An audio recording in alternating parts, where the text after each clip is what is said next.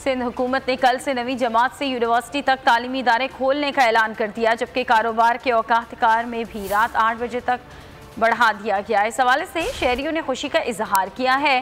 ताजिरों का कहना है कि सिंध हुकूमत ने अच्छा इकदाम किया, जुमे और हफ्ते को भी कारोबार करने दिया जाए, कारोबार के लिए मजीद नरमी की जाए। शुक्र है उन्हें हैदराबाद और कराची में रहम करने का मौका तो मिला, वरना कोरोना सिर्फ क्या इन 2 ही शहरों में रह गया, पूरे सिंध में कहीं कोरोना नहीं है। ये अल्लाह करे बस खुले मार्केटें खुले हैं, कारोबार चले, लोग खुशहाल हों। लोग तो परेशान हो गए हैं बहुत ज़्यादा, कारोबार नहीं है, भूख मर रहे हैं लोग बेचारे।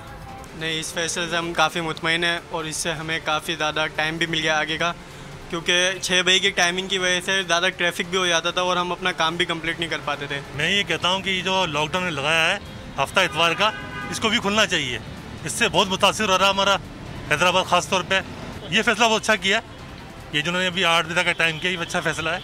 और लोड शेडिंग का मसला मेन चीज़ ये है, वो भी थोड़ा ख़त्म किया जाए।